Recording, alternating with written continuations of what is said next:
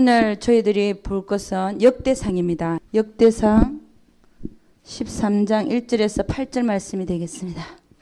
우리가 이번에는 사무엘상, 사무엘하, 역대상, 역대하, 열왕기상, 열왕기하 이걸 보고 있습니다. 1절부터 8절까지 한번 같이 읽어보도록 하겠습니다. 읽으실 때는 큰 소리로 읽으세요. 다 같이 시작. 다윗이 천부장과 백부장 곧 모든 장수로 더불어 언론하고 이스라엘 온 회중에게 이르되 만일 너희가 선히 여기고 또 우리의 하나님 여호와께로 말미암았으면 우리가 이스라엘 온 땅에 남아있는 우리 형제와 또 저희와 함께 들어있는 성읍에 거하는 제사장과 레위 사람에게 보내어 저희를 우리에게로 모이게 하고 우리가 우리 하나님의 궤를 옮겨오자 사올 때는 우리가 궤 앞에서 묻지 아니하였느니라 하매 무백성이 이를 선히 여김으로 온 회중이 그대로 행하겠다 한지라. 이에 다윗이 애굽의 시홀 시내에서부터 하마더기까지 온 이스라엘을 불러 모으고 기럇 여아림에서부터 하나님의 궤를 메어오고자 할세. 다윗이 온 이스라엘을 거느리고 바알라 곧 유다에 속한 기럇 여아림에 올라가서 여호와 하나님께 궤를 메어오려 하니 이는 여호와께서 두 그룹 사이에 계심으로 이름으로 일컫는 궤라. 하나님의 궤를 새 수레에 싣고 아비나답의 집에서 나오는데 우사와 아히오는 수레를 몰며 다윗과 이스라엘 온 무리는 하나님 앞에서 힘을 다하여 뛰놀며 노래하며 수금과 비파와 소고와 재금과 나팔로 주악하니라. 여러분 오늘 여기 보면 다윗이 하나님의 궤를 갖고 오는 것을 봅니다.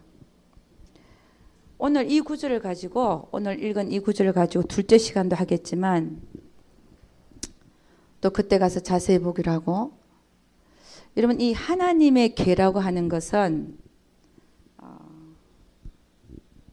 우리가 구약 시대에는 하나님께서 일장한 사람 위에 머리 위에 임하시는 들어오시는 게 아니라 우리 안에 들어오시는 게 아니라 그에게 임하셔서 말씀을 주시고 그렇게 했죠. 그죠? 물론 모세하고는 대면해서 얘기했습니다. 대면하여 얘기한 자지만 대개는 선지자들에게는 말씀이 임하시니라 임한다는 말 알죠. 그죠? 그러니까는 구약과 신약에 하나님께서 역사하시는 그 차이가 뭐냐면 구약에서는 바깥에서 임하셨죠. 성령님이. 근데 신약에서는 우리 안에 들어오시기도 하고 우리와 함께 그죠? 함께 우리 회중 속에 거하시는 그래서 성도들끼리 교제할 때도 함께 하시는 그런 하나님. 그러니까 함께도 하시고 안에도 계시고 물론 또 은사가 임할 때는 또 방언이 임할 때는 또 이렇게 임하는 역사도 신약에서 일어났지만 구약에서는 주로 신약에서 일어나는 우리 안에 거하시는 하나님이 아니라 바깥에서 임하시는 하나님이었습니다. 그래서 지금 다윗은 이 하나님의 궤를 왜 옮겨오냐? 다른 데 있는 걸 옮겨옵니다. 옮겨오는 이유가 그 하나님의 궤에는 두 그룹이 있다 그랬잖아요. 이렇게 이제 궤가 있는데 궤를 메어서 요 양쪽에 메어서 깨어가지고 나르는 이 대가 있죠, 그죠? 대. 저 뒤에도 대가 있습니다. 이렇게 사람들이 이걸 매는 거죠. 이걸 메고 옮기는 거죠, 그죠? 여기를 메고 옮기는 거죠. 그런데 요 위를 덮는 그룹이 있었어요. 천사가 있었죠, 그죠? 천사가 있어가지고 천사가 이렇게 제가 잘 못 그립니다. 근데 천사 날개가 이쪽에 이렇게 연하여 있고 여기도 이제 이렇게 돼 있죠. 두 천사가. 그러면 제사장은 여기다가 여기에 무릎을 꿇고 여기에다가 손을 얹고 이렇게 이제 회개하고 그 두 그룹 사이에서 그리고 하나님의 음성을 듣고 그랬죠, 그죠? 이 두 그룹 사이에 지금 뭐라고 얘기하냐면은 하나님이 여기 계신다. 이렇게 얘기를 하고 있죠. 그죠? 그래서 이 하나님의 궤는 그래서 이름을 하나님의 궤라고 하나님이 그 두 그룹 사이에 계심으로 이거를 하나님의 궤라고 말을 한다라고 얘기를 하고 있죠. 그죠? 하나님의 궤의 의미는 그들에게 구약시대의 하나님의 궤의 의미를 보면 이것은 하나님이 거기에 임재하시는 임재의 개념이 있었습니다. 하나님이 거기 계시다. 하나님의 임재를 얘기하고 있다는 것이죠. 그래서 그들은 어디를 가나 하나님의 궤를 먼저 움직였어요. 하나님의 궤를 맨 제사장들, 하나님의 궤를 누가 맸냐면 제사장들이 메고 항상 진행했죠. 그죠? 요단강이 갈라질 때도 그들이 가나안에 들어오기 전에 요단강에 물을 첫 발을 들인 자들도 누구냐면은 하나님의 궤를 맨 제사장들이 물속에 발을 디뎠더니 요단강이 쫙 갈라졌습니다. 그죠? 그러니까 늘 그들은 하나님의 궤를 앞세웠다는 거예요. 참 여기에는 참 중요한 의미가 있습니다. 하나님의 궤를 항상 앞세웠다. 하나님을 앞세웠다는 거죠. 그죠? 그다음 두 번째는 여리고를 돌 때도 마찬가지입니다. 그죠? 그들은 하나님의 궤를 맨 제사장들을 앞세워서 뭐 했어요? 여리고를 돌았어요. 그랬더니 여리고가 나중에 무너졌습니다. 그죠? 그 다음에 세 번째로 그들은 전쟁에 나갈 때도 하나님의 궤를 항상 앞에다가 세웠어요. 여러분 이게 무엇을 의미하는가 하는 것입니다. 무엇을 의미하는가? 하나님의 궤를 항상 앞에다 두는 어떤 일을 할 때마다 아주 이런 일들은 요단강에 들어서거나 여리고가 무너지는 사건이나 전쟁에 나갈 때 하나님의 궤를 앞세워서 나간다. 이게 뭘 의미하는가 하는 것입니다. 그죠? 여러분 이게 뭐냐면 결국 뭐냐면 우리가 할 수 없는 것을 그들이 할 수 없는 것을 하나님은 하실 수 있다. 이걸 인정하는 하나님은 하실 수 있다. 할렐루야. 이거를 얘기하더라는 겁니다. 하나님의 궤를 항상 앞에다가 그들이 모시고 다녔던 이유가 뭐냐면 우리는 할 수 없사오나 하나님은 천지를 창조하신 하나님은 또 우리를 선민 삼아 주신 하나님은 우리를 백성 삼아 주신 하나님은 할 수 있다는 것을 인정하는 그런 행위였습니다. 그러니까 여러분 결국 그렇게 인정할 때 하나님이 다 해결해 주셨습니까? 안 해결해 주셨습니까?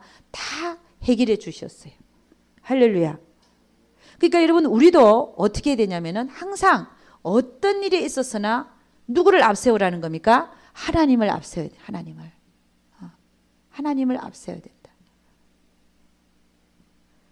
그러니까 이게 무슨 얘기냐면은 우리가 어떤 일을 하고자 할 때나 나의 모든 삶의 영역에 있어서나 사실은 모든 일에 있어서 내 생각이 앞서면 안 되고 내가 앞서는 게 아니라 하나님을 앞세울 때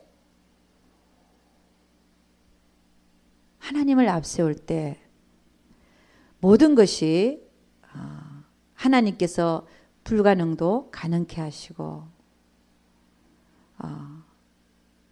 또 하나님은 그들을 위해서 싸우시더라는 것입니다. 그럼 우리가 하나님을 앞세우려면 어떻게 해야 될까요? 우리가 모든 일에 있어서 하나님을 먼저 앞세워서 나간다는 게 실질적으로 우리의 삶에서 뭘 의미하냐 이겁니다. 예? 예. 맡기는 거. 이 맡기는 것은요. 맡기는 겁니다. 이 맡기는 게 뭡니까? 여러분 예를 들어서 누가 나에게 진짜 어떤 숙제를 맡겼어요. 근데 내 힘으로 안 돼. 이게 숙제가 내가 풀만한 문제가 아니에요. 그럼 누구한테 가서 맡깁니까? 잘 푸는 사람. 잘하는 사람에게 가서 좀 대신 좀 해주세요. 이게 맡기는 거거든요. 그렇지 않습니까? 제가 맡긴다는 의미를 지금 말씀드리는 건데 내 힘으로는 풀 수가 없는 문제예요. 그러니까 누가 숙제를 해내라고 왔는데 도저히 내가 안 돼. 그러면 어떻게 해요? 맡길 수도 있는 거야. 맡기는 거야. 가서 잘하는 사람한테 가서 이거 좀 풀어주세요 하고 맡깁니다. 그럼 나는 어떻게 해요? 그 사람이 나를 위해서 해줄 수 있는 사람이니까 나는 평안하게, 그죠? 맡겨놓고 평안하게 있을 수 있는 거예요. 이게 맡기는 거. 이게 하나님을 앞세우는 거예요. 어떤 일이 있어서도 마찬가지입니다. 그 의미를, 제가 얘기하는 의미를 캐치하시기만 하면 됩니다. 맡긴다. 이게 하나님을 앞세우는 거지요. 내가 할 수 없는 그것을, 내가 할 수 없는 그것을 주님의 손 위에 올려놓습니다. 손 위에 올려놓는다. 그리고 믿어야 돼요. 올려놓고 나는 모른다. 이게 아닙니다. 그 마음이 아니에요. 하나님은 다 아시잖아요. 여러분의 마음을 알고 계셔요. 아유, 하나님이 하실 거야. 그러고 나는 상관 안 하는데 이 얘기가 아니에요. 우리의 영혼의 상태가 하나님한테 온전히 맡기고 하나님이 하실 것을 바라보는 거. 올려놓고 바라봐야 돼요. 하실 것을 믿고 바라봐야 돼. 이게 이제 올려놓고 믿고, 그분을 믿고 바라봐야 된다는 거예요. 그냥 내팽개치는 게 아니에요. 이게 하나님을 앞세우는 행위입니다. 그렇지 않습니까? 모든 일이 그렇게 하라는 거예요. 중요한 일뿐만이 아니라 모든 일이 그렇게 하라. 여러분, 금방 물어본다는 얘기를 했는데 그렇습니다. 우리는 맡겨놓고, 자, 맡긴다. 이게 맡기는 거죠. 맡겨놓고, 한 주님을 앞세운다는 것은 올려놓고 믿고 바라봐야 된다. 주님이 하실 것을 바라보는 겁니다. 바라본다는 건 내 안에 기도 속에 있는 거죠. 그죠? 내 안에 기도 속에 있다. 근데 하나님의 뜻을 이제 이렇게 해놓고 빨리 이루어지지 않을 때, 우리 좀 조급한 게 오잖아요. 그럴 때는 하나님 뜻을 물을 수 있습니다. 물을 수 있다. 네. 하나님 뜻을 물을 수 있다. 근데 이 하나님의 뜻을 여러분 어떻게 아냐면요. 물으면, 우리가 방언기도가 왜 그렇게 중요한가 하면은 방언기도 할 때 많이 물어요. 방언기도 할 때 여러분 묻지 않습니까? 방언하면서 하나님한테 막 물으면, 방언할 때 막 묻잖아요. 묻는다. 방언으로 묻는다. 그럼 하나님은 방언으로 대답하셔요. 방언으로 대답하신다. 내가 방언하는 속에 하나님의 대답이 들어있어요. 그거 못 느끼셔요? 그러면 내가 방언으로 묻잖아요. 그러면 하나님은 방언으로 대답을 하시는데 이것이 통역이 되어질 때 내가 묻는 것도 통역이 되어지고 그건 내가 자의적으로 어떤 질문을 갖고 방언으로 들어갑니다. 들어갈 때 하나님은 방언으로 대답하셔요. 그럴 때 이게 통역이 되어지면, 그죠? 나는 즉시 하나님의 뜻을 알 수 있어요. 뜻을 알 수 있다. 여러분, 제가 왜 이 얘기를 갑자기 하냐면요. 방언 통역이 되어져야 된다는 거야. 여러분이 3년을 예를 들어서 영성훈련을 받으러 다니고 또 집에서 열심히 2-3시간씩 하라는 대로 열심히 기도하려고 애를 썼고 물으려고 애를 썼는데 만일에 여러분이 영성훈련을 다니면서 내 방언을 통역이 안 된다. 그럼 문제가 있어요. 문제가 있는 얘기예요. 방언이 통역이 되어져야 돼. 그 통역되려면 어떻게 되냐? 열심히 달라고 구해야 됩니다. 달라고 구해라. 여러분 다 주어 있는데도 여러분이 지금 내가 알 수 있는 그 통역, 내가 내 인식 속으로 알 수 있는 언어로 번역이 안 되기 때문에 모르는 거예요. 근데 저는 어떻게 했냐? 방언을 할 때 열심히 하나님, 내가 하는 방언을 통역만 하게 해주시면 제가 하라는 대로 하겠습니다. 그렇잖아요. 내가 하나님 뜻대로 살기 위해서 은혜 받고 나서 난리를 피는데 하나님 뜻만, 내가 방언하는 그 뜻만 다 알게 해주시면 내가 그대로 행하겠습니다. 그래도 안 주시더라고요. 안 주시더라고. 1년을 안 주셔요. 그렇지만 열심히 1년 동안 기도했죠. 달라고. 근데 어느새 제 방언이 통역이 되고 있는 거예요. 나도 몰라요. 그 시기가 언젠지는 몰라요. 근데 어느새 내가 하고 있는 거예요. 얼마나 감사한지. 나도 몰라 언제 왔는지 잘. 근데 어느새 하나님 다른 사람의 방언도 가끔씩 알게 해주시고, 그 다음 제가 하는 방언이 막 통역이 되고 있고, 하나님 내리는 방언도 통역되고 있고, 어느새 제가 하고 있더라고요. 지금 생각하니까 하나님 왜 그때 통역 안 주셨냐? 통역이 돼도 근데 사모하라는 거죠. 열심히 구했기 때문에 주신 것 같습니다. 그때 통역 안 주신 이유가 내가 그 뜻을 알아도 그걸 행할 만한 저에게 능력이 없었어요. 무슨 얘기인지 알죠? 여러분이 하나님 뜻을 다 안다고 해서 다 행합니까? 그렇지 않지 않습니까? 그러나 그때 제가 하나님을 사모해서 정말 하나님을 너무 사랑해서 정말 그분의 뜻만 알면 내가 행하겠습니다 했지만 알려줘도 할 만한 능력이 안 돼 있는 저였어요. 지금 생각하면 정말 아니었어요. 그러니까 하나님이 아예 안 알려 주시는 거예요. 안 알려 주시고 더 기도만 시키시더라고. 기도 훈련만. 때가 되니까 알게 해주시는데 참 기가 막히더라고요. 방언 통역이 되면 너무 기가 막혀요.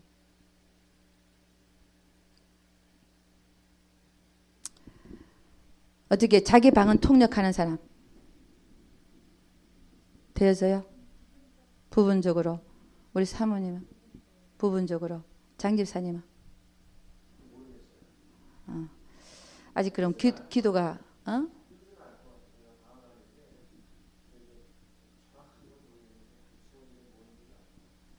그럼 오고 있는 거예요. 지금 되고 있는 거예요. 본인이 알 것 같다. 거기서부터 시작돼요.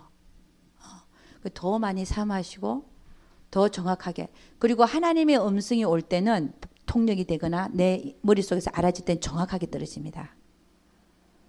하나님이 방언할 때 우리가 하나님 위에서 오잖아요. 그게 예언하듯이 정확하게 떨어져요. 말로 와요. 내 안에서 말로 와요. 막 저도 이렇게 방언을 하다가 마이크로 뭐 저거 얘기하죠. 이게 하나님이 하시는 거 그대로 제가 통역해 드리는 거예요. 그러니까 여러분, 물론 하나님은 많이는 말씀 안 하세요. 우리가 막 하면 한마디 하시고 막 하면 한마디 하시고 하시는데 그게 참 기가 막혀요. 그래서 여러분이 하나님의 뜻을 물을 때 방언 통역이 되는 사람은 방언으로 물으면 하나님 방언으로 또 대답하셔요. 그게 통역이 되어지면 그때 대답을 딱딱 얻어냅니다. 그래서 여러분 사모하라. 방언 통역이 될 수 있도록 지금부터 열심히 사모하고 추구해야 된다. 제가 통역이 안 될 때 제가 한 게 있습니다. 뭐였냐? 하나님은 영적인 거는 대가를 치러야 된다 그랬어요. 그냥 주시는 게 아니야. 대가를 치러야 된다. 대가는 어떤 대가였냐? 하루에 2-3시간씩 항상 방언기도 했다.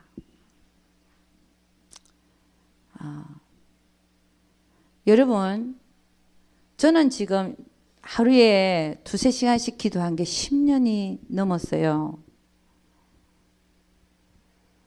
여러분이 3년을 안 한다. 3년도 안 한다.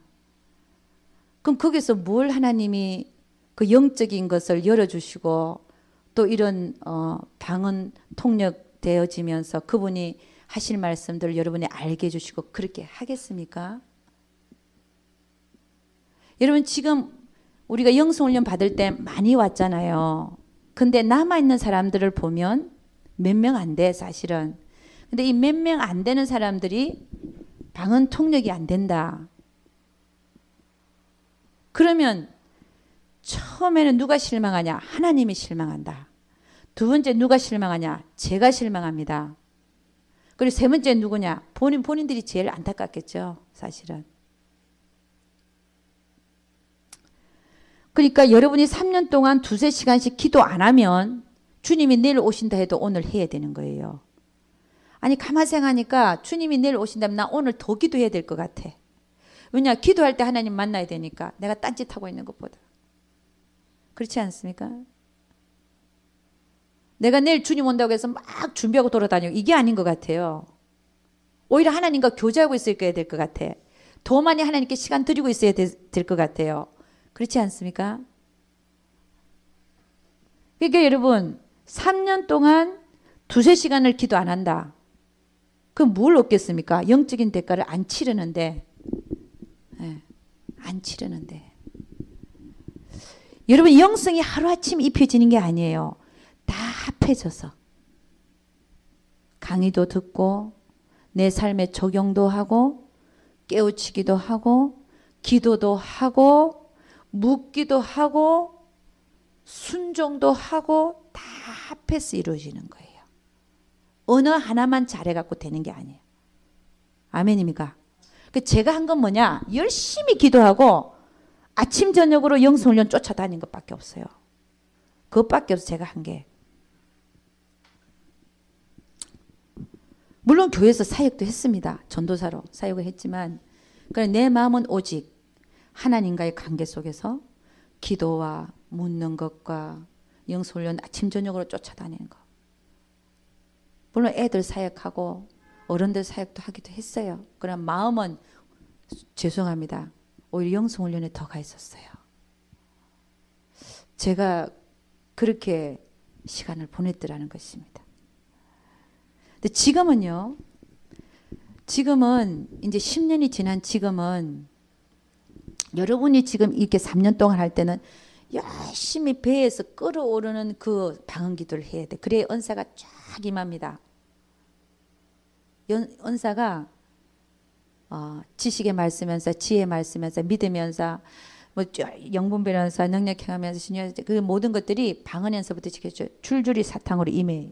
근데 임하려면은 배에서 끓어오르듯이 배에서 올라오는 음성으로 방언기도를 해야 돼요. 그러니까 저 같은 경우는 지금은 제가 그렇게 시킬 때만 하고 안 그럴 때는 그렇게 크게 안 해요. 그 10년이 지난 사람. 이것도 다 단계가 있어요. 제가 그 기도에 대해서 얘기하려면 시간 많이 걸리겠지만 다 일일이 얘기할 수는 없고 지금 여러분은 큰 소리로 해야 돼. 큰 소리로. 그래서 지금 보면 저는요. 제가 뭘 얘기하냐면은 이때는 통역이 안 될 때는 몰랐어요. 뭐 나는 그러니까 다 합해져서 이루어진다는 얘기를 지금 하는 거예요.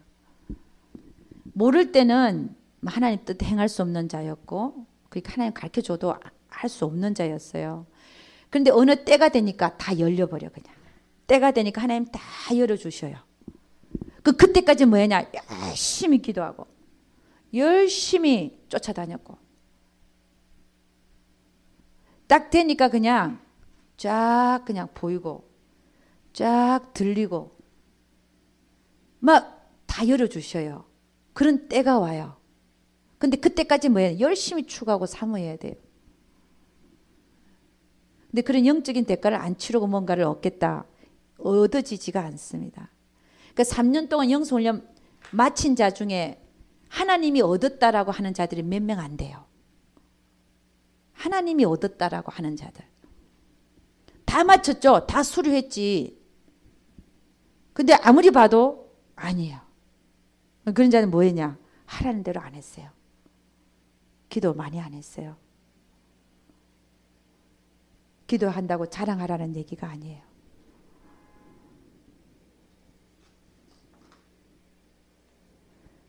여러분이 정말 추구하고 앉아있지 않고 하나님과 교제하지 않으면 결코 얻어질 수 없는 것들이 있습니다. 나중에 실망하지 않도록. 자, 여러분 그 엘리사하고 알죠? 끝까지 쫓아붙었다. 왜냐? 하나님인 걸 알았으니까. 하나님을 끝까지 쫓아붙은 자가 엘리사입니다. 엘리야를 쫓아간 게 아니에요. 하나님을 쫓아붙은 거예요. 룻은요. 룻도 마찬가지입니다. 나오미가 좋아서 따라 붙은 게 아니에요. 나오미의 하나님을 쫓아간 거예요. 할렐루야. 그랬더니 그들은 그들이 원하는 걸 얻어냈습니다. 아멘입니까? 여러분도 마찬가지예요. 하나님이다 싶으면 끝까지 쫓아요. 끝까지.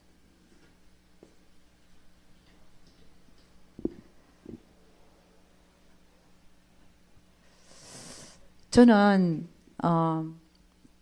제가 아는 어떤 선교사님 한 분 계세요. 그분은 어떤 분이냐. 유방암 3기로 수술하시고 화학 치료 받으시고 방사선 치료 받으시고 그 다음에 10년 동안 지금 계속 살아계신데 뭐 했냐면 식이요법으로 채소만 갈아먹고 그렇게 해서 지금도 열심히 잘 살아계신 분이 계셔요. 근데 지금 그분이 하는 일이 뭐냐. 이 전도지를 영어로 만들어 가지고 그분이 하는 얘기는 그러더라. 우리 한국 사람들한테는 전도가 안 된대. 그 말 제가 좀 실감을 합니다. 왜 한국 사람들한테 전도하는지 모르겠대 자기는. 그래서 이렇게 막 전도지를 자기 돈으로 만들어 갔고요. 그다음에 막 자기 차가 없으니까 버스를 타고 뭘 타고 저 뉴포피치까지 가서 뉴포피치에서 뭘 타고 또 이렇게 가서 샌디에고까지 간대요. 가고 백인들한테 그리고 그 미국 사람들한테 그 지옥 갔다 온 사람들의 얘기 이렇게 적어 놓은 거, 천국 갔다 온 사람들의 그 얘기들을 이렇게 팜플렛을 만들어 갖고 막 주면서 전도하는 거예요. 참 그 얘기를 들을 때, 야, 참 내가 본받아야 되는 것이구나. 나는 지금 뭐 하고 있나? 응? 주님 내일 당장 오신다 해도 여러분 주님 당장 내일 오신다 해도 그래서 그분이 하는 얘기가 널려 있다는 거야. 전도할 사람이. 우리는 왜 한국 사람만 보냐 이거요. 저보고 딱 대놓고요. 목사님 왜 한국 사람한테 전도하려고 그러세요? 왜 한국 사람만 놓고 목회하세요? 이러더라고. 근데 거기서 내가 한 방 맞은 것 같은 느낌을 딱 받았어요. 한국 사람들 너무 어렵다는 거야. 나가서 얘기만 하면 저 이단이라 그런데 뭐 천국 지옥 얘기하면 저 사람 이단 아닌가 이런 식으로 눈을 본다는 거예요. 근데 그 말이 맞아. 근데 외국 사람은 참 순수하다는 거야. 가면은 막 이렇게 음료수도 사주고 헌금도 하고 뭐 이런데 전도할 때 너무 수고한다고. 너무 수고한다고. 기가 막히지 않아요? 아니 돈 받는 게 그 돈 받는 것 때문에 나가는 게 아니지 않아요? 내가 왜 갑자기 또 이 얘기를 하냐 이 얘기하다가 우리가 왜 사는지 뭐 하고 있어야 되는지 그걸 조금 생각하면서 살자는 거예요. 여러분 이 오늘 읽은 거 보면 거기서 우리는 관계 영성을 한번 생각해 볼 수 있습니다. 관계 영성이라고 하는 거는 하나님과 나와의 관계죠. 그죠? 하나님 나와의 관계다. 그러면 지금 이 얘기는 뭐냐면 다윗이 하나님의 궤를 옮겨오는 얘기예요. 여러분 다윗은요 처음에 헤브론에서만 왕이었어요. 헤브론에서 얼마만큼 왕이었냐면은 7년 반. 그리고 온 이스라엘의 왕이 된 것은 그 나중에 된 7년 반 후에 됐죠. 33년 동안 온 이스라엘의 왕이 된 토탈 40년간을 왕이 되었었어요. 그러니까 우리가 이걸 보면 우리의 마음도 심령 성전이라고 하지만 잘 한번 보세요. 우리의 마음의 일부분만 왕이 하나님의 왕이 될 수가 있고 그렇죠? 나는 내 마음속에 다를 하나님한테 준 게 아니고 일부분만이 그 면에 있었으면 내가 하나님께 순종하고 복종하고 있는 그러니까 일부분 헤브론의 왕을 다윗이 온 이스라엘의 왕이 아니라 헤브론의 왕으로 7년 반을 있다가 그 다음에 온 이스라엘을 다스리는 33년간의 그 기간이 있었다는 거예요. 우리가 신령 성전을 보면 우리도 처음에는 하나님한테 조금만 내드리는 거예요. 하나님이 통치하시도록. 응?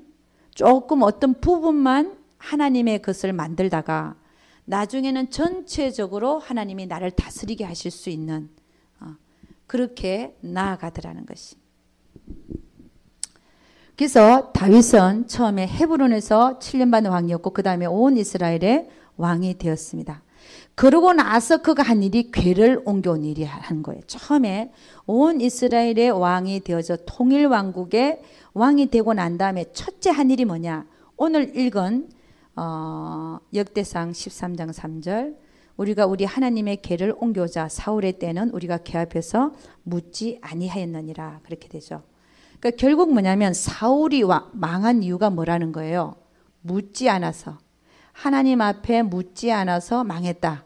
예, 그 얘기를 하고 있는 겁니다. 묻지 않았다. 여러분 하나님과의 바른 관계, 하나님과의 바른 관계, 성경은 온 전체를 통해서 하나님과의 바른 관계를 가진 자만이 승리했습니다. 그죠? 바른 관계, 하나님과의 바른 관계. 이 관계 영성이라 그러죠. 그죠? 하나님과 바른 관계를 가진 자만이 승리했어요. 근데 관계 영성에서 우리가 봐야 될 게 뭐냐면 첫째는 신분적으로 봐야 됩니다. 신분이 뭐냐? 우리에게는 5가지 신분이 있다 그랬습니다. 그렇죠? 그리스도인의 5가지 신분. 그게 뭐였죠? 예, 자녀, 그 다음에 왕으로서, 제사장으로서, 그 다음에요, 성전으로서 또 신부로서, 예, 이런 5가지 신분이 있다 그랬어요. 이 관계가 하나님과의 그 관계가 우리가 자녀라면 하나님은 뭡니까? 그렇죠. 부모죠. 그죠? 내가 세상을 다스리는 왕으로 살기 위해서는 하나님을 왕으로 삼지 않아야만. 그러면 하나님이 왕이면 나는 뭐예요? 종이 돼야 되네. 종의 개념. 종의 개념입니다. 그 다음에 제사장으로서의 신분이 있고, 그렇죠? 하나님 앞에 나가서 회개하고 중보 기도하고, 또 성전으로서의 신분이 있죠. 성전을 더럽히지 마라. 성전 안에 다른 거 세워놓으면 안 되죠. 그죠? 우리는 성전입니다. 하나님의 성전입니다. 그죠? 거룩한 성전이죠. 그 안에 다른 신을 세워놓고 섬기거나 그렇게 하면 안 되는 거죠. 그죠? 그 다음에 신부로서, 신랑을 맞이할 신부로서의 신분이 있더라는 것입니다. 여러분, 사울 왕이 망한 이유, 하나님한테 버림을 받은 이유가 뭐냐면 하나님과의 바른 관계를 갖고 있지 않았어요. 신분적으로 보면 다윗은 하나님을 왕으로 삼고 하나님을 왕으로 삼았다. 다윗은. 참 비교하기가 쉽죠. 그죠? 참 하나님을 왕으로 삼았기 때문에 그는 종의 신분으로 살았습니다. 하나님은 어떻게 했냐면은 하나님을 왕으로 삼는 다윗을 통해서 이스라엘을 다스리기를 원했어요. 이스라엘을 다스리기 원했다. 그러니까 하나님을 왕으로 삼기를 싫어하는 자는 결국은 망하더라는 것입니다. 버림을 받고 망하더라는 거예요. 저는 여러분 요즘에 뭘 읽고 있냐면은 에스겔서를 읽고 있는데 에스겔서 이제 제 개인적으로 읽는 그 성경을 읽는 시간이 있습니다. 거기를 보니까 에스겔서를 통해서 남유다가 망했는데 그들이 이제 애굽으로 또 내려가잖아요. 애굽은 세상을 의미하죠. 그죠? 세상을 의미한다. 애굽으로 내려가는 자에게는 에스겔에게 예언합니다. 하나님이. 애굽으로 내려가는 자에게는 내가 칼과 기근을 보내서 다 죽이겠다 얘기합니다. 여러분 이게 무슨 얘기냐면은 하나님을 버려두고 내가 애굽에 가면 잘 살겠지. 거기는 물질도 풍요하고 물도 많고 나일강이 얼마나 풍요합니까? 애굽은. 그러면 내가 하나님 밑에 있으면 굶고 초라하고 보잘것 없으니까 내가 하나님을 버리고 애굽으로 가서 살아야지 하고 가잖아요. 거기는 물건도 많고 먹을 것도 많고 물도 풍부하고. 글로 내려갑니다. 그 내려가는 자는 잘 될 것 같죠. 근데 하나님은 뭐라 그러냐면은 내가 그들에게 칼과 기근이 뒤따라가게 해서 그들을 다 죽이겠다 얘기해요. 이 얘기가 무슨 얘기냐면요. 우리에게 해당되는 얘기예요. 내가 하나님을 왕으로 삼지 않고 내 마음대로 살고자 하는 자는 처음에는 잘 되는 것 같이 잠깐은 세상에서 잘 되는 것 같이 보이는지 모릅니다. 그러나 하나님은 그를 버리고 망하게 하겠다는 거예요. 할렐루야. 그러니까 하나님을 왕으로 삼았을 때, 예를 들어서 내가 하나님을 왕으로 삼고 지낼 때 설사 내가 궁핍하고 좀 보잘것없고 아무래도 저기가 더 나은 것 같은데 하면서 그렇게 가는 게 아니라, 궁핍해도 보잘것없어도 하나님을 왕으로 삼는 것을 버리지 말라는 거예요. 할렐루야. 그걸 놓치지 말라는 거예요. 아멘입니까? 그래서 이 신분을 바르게 갖고 있는 자, 그런 자가 하나님과의 바른 관계를 갖고 있더라는 것입니다. 여러분, 성경은 뭐라고 얘기를 하냐면은 주님이 오실 때 누가 혼인잔치에 들어가냐? 누가 들어간다 그랬습니까? 네. 준비된 자. 어떻게 주님이 다시 오실 때 혼인잔치에 들어가는 자들을 보니까 어떤 자가 들어가냐면은 준비하고 있는 자.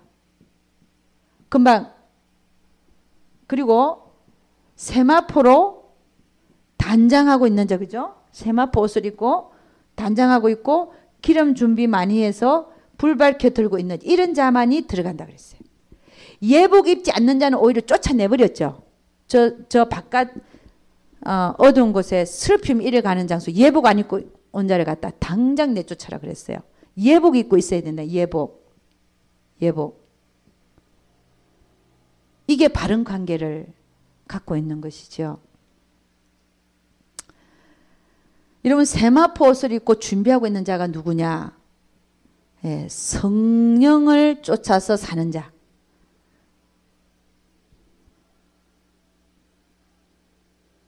성령의 뜻대로 행하는 자. 그렇죠? 이게 세마포 옷을 입고 있는 자입니다. 그죠? 성령의 뜻대로 사는 자. 성령으로 행하는 자. 예. 다시 표현합니다. 성령으로 행하는 자. 이는 자가 혼인잔치에 들어갈 준비를 하고 있는 자라는 거죠. 이게 바른 신분의 관계. 신부로서의 단장을 어떻게 하냐? 성령으로 행하는 자가 신부로서 단장을 하고 있는 자. 그러면 기름 준비를 많이 하는, 이 기름은 뭘 얘기한다 그랬어요? 성령을 얘기한다 그랬죠. 성령과 친하고, 많이 친하고 성령의 음성을 듣고 성령으로 행하는 자가 될 때 기름 준비를 많이 하는 자라는 거예요. 그런 자가 될 때 신부로서 신랑을 맞이한다는 거죠. 내가 바른 신분으로 살지 아니하면, 바른 관계 속에 있지 않기 때문에 다른 일들이 일어난다는 이 얘기죠. 그죠? 그래서 이 신분의 문제, 관계 영성에 있어서, 관계 영성은 첫째는 신분을 다룬다. 예. 우리는 하나님과의 바른 관계, 그분이 나의 왕이 된다면 나는 종으로서의 신분을 살아야 되고, 그가 나의 신랑이 되신다면 나는 신부로서 준비를 하고 있어야 된다는 거예요. 신부로서의 준비는 성령으로 행하는 자라 그랬어요.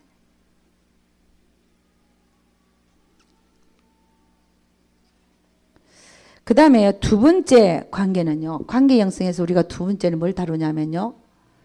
사귐을 다룹니다. 사귐. 그러니까는 하나님과 나, 하나님과 나, 신분의 문제가 있지만 또 사귐의 문제도 있다는 것이죠.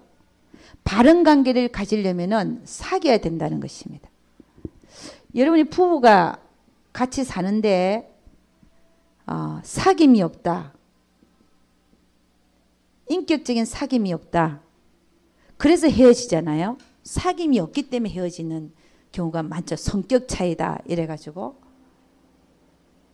사귐이 없기 때문에 헤어집니다. 이 사귐이라고 하는 거는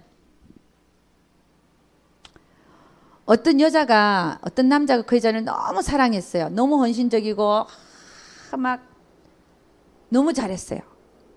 그러니까 어떤 총각이 처녀를 사랑해서 이제 결혼을 하려고 하는데 총각은 남이 보기는 너무 잘하는 거예요. 저렇게 헌신적일 수가 없는 거예요. 근데 처녀는 고민을 하는 고민. 아니 저렇게 좋은 총각인데 어떻게 고민을 왜 하냐 물어봤대요. 그랬더니 처녀가 하는 얘기가 요 총각은 참 헌신적이기는 한데 내가 원하는 건 안 갖다 주고 자기가 원하는 걸 갖다 준대야. 이거는 사귀는 게 아니라는 거예요.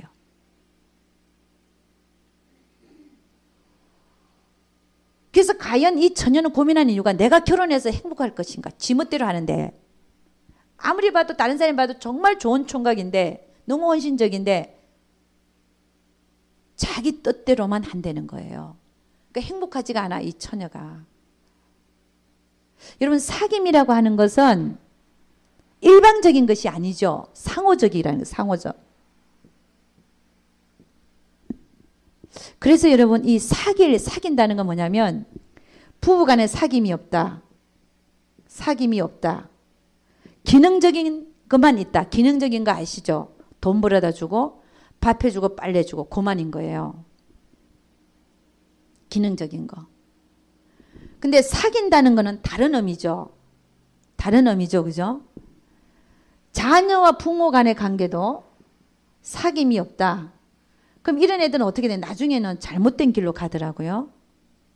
탈선하고 집 나가고 방황하고. 물론 그런 시기가 있을 수는 있지만 사귐이 없을 때 그런 일들이 많이 일어나더라고요. 그럼 사귐, 그러니까 바른 관계를 가지려면은 사귐이 있어야 된다. 사귐.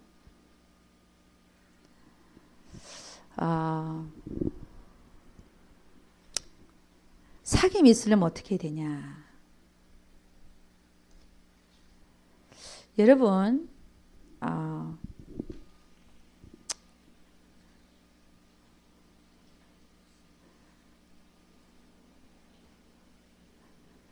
여러분 그 사귐이라는 게 이게 좀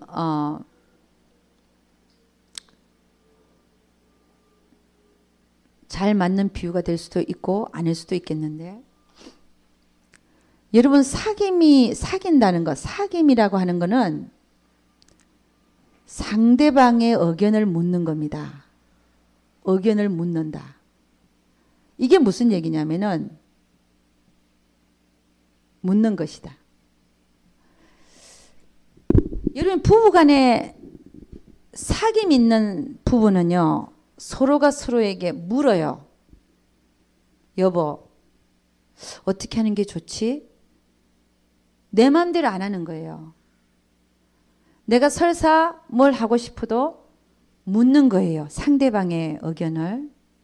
그러면 늘 같이 갈 수 있잖아요. 같이 간다.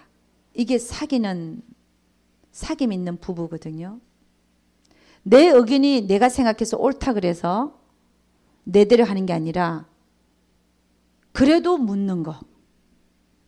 이게 참 중요한 것 같아요. 부부간의 그 사귐 있게 하기 위해서는 물으라는 것이지요.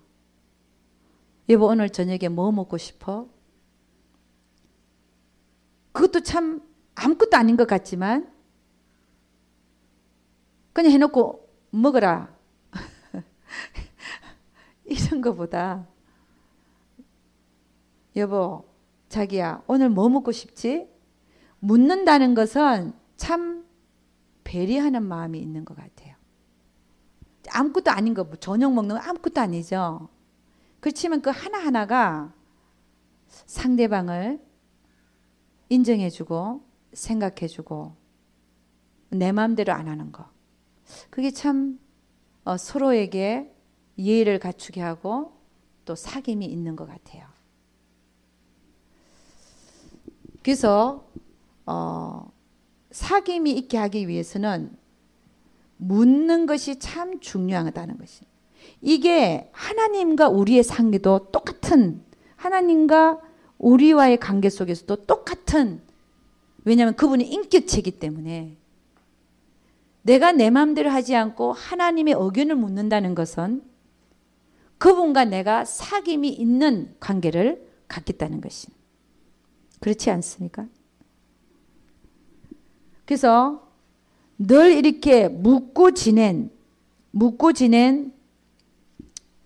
다윗은 하나님한테 선택을 받았고 묻지 않았던 사울은 버림을 받았다는 사실. 그래서 이 사귐에 있어서 바른 관계에 있기를 원하는 자는 하나님과 사귀어야 된다는 거죠. 사울 왕도 하나님을 찾았어요. 그죠? 찾았다. 그리고 물으려고 했어요. 물으려고 했는데 하나님이 응답이 없었던 거예요. 하나님이 응답이 없었다. 그 얘기는. 그도 하나님을 찾았고 물으려고 그랬어요. 물었다. 그런데 하나님이 대답을 안 하시는 거예요. 그래서 나중에는 누굴 찾아갑니까? 신접한 여인을 또 찾아가죠. 그렇지만 사울 왕도 하나님을 찾았고 하나님께 물었어요. 하나님이 대답을 안 하니까 신내린 자라도 찾아간 거예요. 답답하니까. 그럼 왜 사울 왕에는 하나님이 대답을 안 하시냐 이거예요. 왜 하나님 대답을 안 하시냐면은 사울 왕은 늘 그 안에 세상을 품고 있었어요. 세상과 세상의 것들을 사랑하는 마음을 품고 있었어요. 그렇지 않습니까? 그러니까 다윗을 쫓아다니면서 죽이려고 그랬죠. 이런 자에게는 늘 그랬으니까. 세상과 세상의 것들을 사랑하는 마음이 있었기 때문에 그런 자에게는 하나님이 물어도 대답을 안 하신다는 거예요. 중요한 얘기죠. 그죠? 내가 늘 내 마음 안에 세상과 세상의 것들을 품고 있다. 사울왕이 그렇게 살았잖아요. 십수년을 자기의 그 왕위를 안 뺏기려고. 다윗을 하나님이 기름 부어서 그 다음에 왕으로 세운 걸 알면서도 세상의 것들을 버리지 못하고 품고 있었기 때문에 하나님이 물어도 하나님은 대답 안 하시더라 이 얘기입니다. 묻는데 왜 대답을 안 하시냐 이게. 그러니까 사울 왕도 하나님을 안 믿은 건 아니었어요. 믿었어요. 믿었음에도 불구하고 세상과 세상의 것들을 늘 품고 있었기 때문에 하나님은 그와 그에게 대답을 할 수가 없었습니다. 그러니까 결국 그는 하나님과 사귐이 있을 수가 없었던 거예요. 하나님과 사귐이 없었던 이유가 세상과 세상의 것들을 품고 있었기 때문에. 여러분은 어떠세요? 저는 여러분들을 보면서 다른 분들이 아니고 여러분들 지금 앉아있는 분들을 보면 세상과 세상의 것들은 다 추월한 것 같은데 맞나요? 아멘? 그래요?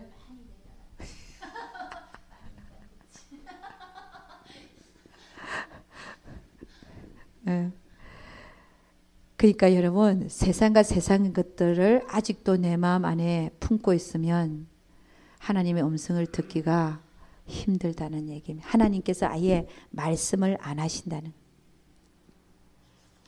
그래서 버려야 되겠죠. 그죠? 바른 하나님과의 사귐이 있게 하기 위해서는 여러분이나 저나 저도 마찬가지지만 세상과 세상의 것들을 품고서는 결코 하나님과 사귐이 있을 수가 없다.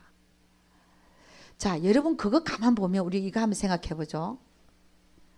그럼 이 세상에 지금 그리스도인들이라고 하는 자들이 얼마만큼 하나님과의 그 사귐이 진짜 사귐이 일어나고 있을까? 얼마나 많은 그리스도인들이 세상과 세상의 것들을 다 버렸을까? 왜 저 사람은 하나님의 음성을 못 듣는가? 나는 듣는데.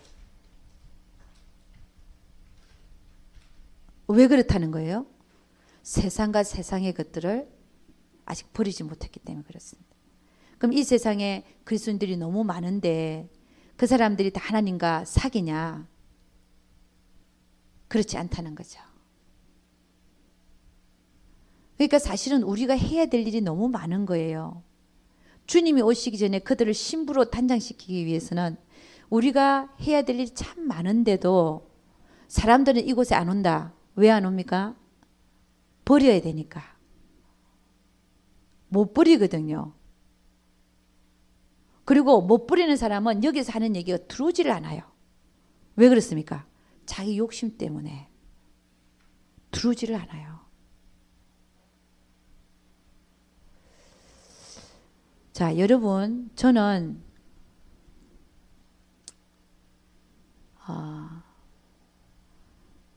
죄송합니다. 저는 우리 남편을 참 사랑해요. 하나님 주셨기 때문에. 근데 우리 남편이 영수훈련 안 오는 이유가 있습니다. 왜 그럴까요? 저는 가장 큰 이유가 바로 이거라고 생각해요. 아직도 세상과 세상의 것들에 대한 미련이 있다. 영수훈련에서 하는 얘기들이 안 들어오는 거예요. 나하고는 상관없는 얘기들을 하고. 근데 어떻게 무슨 얘기인지 알죠? 그래서 여러분, 하나님의 음성을 듣는다. 성령의 감동함을 입는다. 이런 것들이 그냥 일어나는 게 아니라 영적으로 성장이 되어진 자들에게 일어나더라는 거예요. 영적으로 성장을 먼저 해야 됩니다. 버릴 건 버리고 하나님이 하지 말라는 짓은 안 해야 돼요.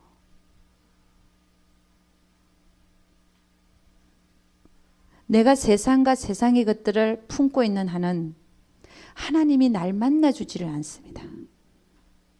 우리 그런 얘기를 하잖아. 그릇. 컵에다가 컵은 한정이 있어요. 컵을 담는 게 한정이 있다고. 거기다 다른 걸 채워놓으면 하나님이 들어올 구석은 조금밖에 없는 거예요. 근데 이 채워놓은 이거를 버리라는 거예요. 다른 것들을 버리면 하나님이 더 많이 채우고 들어오신다. 안 버리니까 하나님이 들어올 구석이 없는 거예요. 그런 예를 들어서 지금 그리스도인들의 대부분의 모습들이 그렇다. 안 그런 분들도 있죠. 제가 보면 거의 다 그래요. 많은 사람들이 다 그래. 몰라. 무슨 소리 하는지도 잘 몰라. 그 이유가 뭐냐? 아직도 내 안에는 하나님이 아닌 세상과 세상의 것들을 채우고 있기 때문에 하나님이 들어올 수가 없다는 거예요. 그러니까 들리지도 않아. 나하고는 상관없는 얘기를. 아유 정말.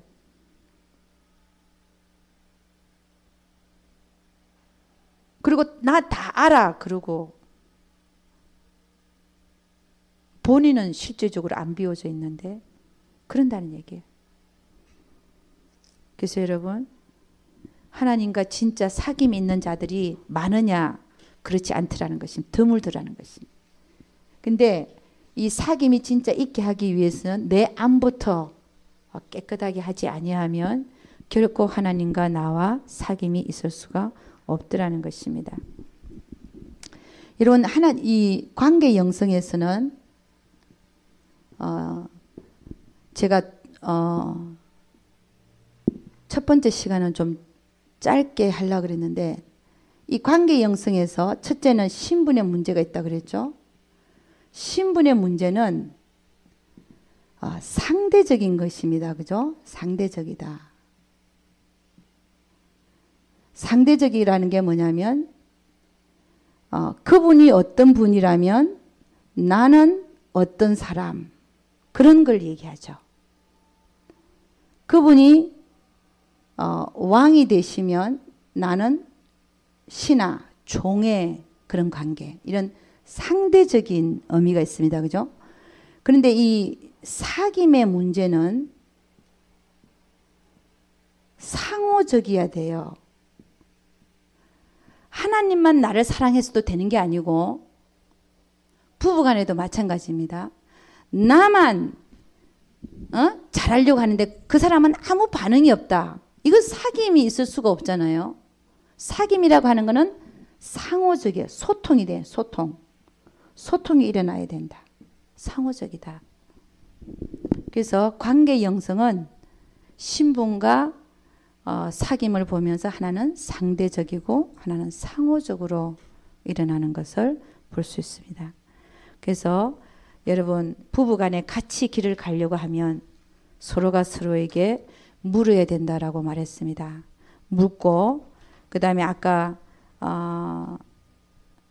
우리 남편 얘기를 했는데 기다려주고 바라고 믿고 참아내고 기다려주면 하나님께서 언젠가 그 영을 열어서 또 버리게 하셔서 같이 한 마음으로 길을 가게 할 줄로 믿습니다. 네, 기도하겠습니다. 하나님 아버지 참으로 감사와 찬양을 드립니다. 주님 우리 부부간에도 코이노니아 사귐이 있게 하여 주시옵시고 또 자녀와 부모간에도 사귐이 있게 하여 주시옵소서. 일방적으로 이래라 저래라가 아니라 그들의 의견을 물어가면서 어떻게 하면 좋겠니?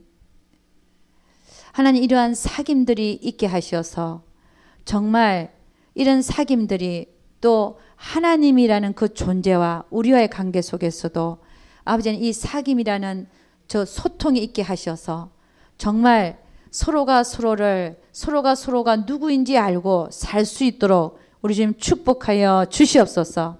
또 아버지 하나님 또 신분의 관계 속에서도 우리가 늘 아버지 잘 그분이 하나님이라면 나는 피조물의 자리에서 그분이 왕이시라면 나는 그분의 음성을 듣고 행하는 그분의 뜻을 수종드는 그분 뜻을 알고 행해드리는 종으로서의 삶 그리고 그분이 신랑 되신다면 나는 신부로서의 삶 그런 삶들을 잘 행해드릴 수 있도록 우리 주님 축복하여 주시옵소서.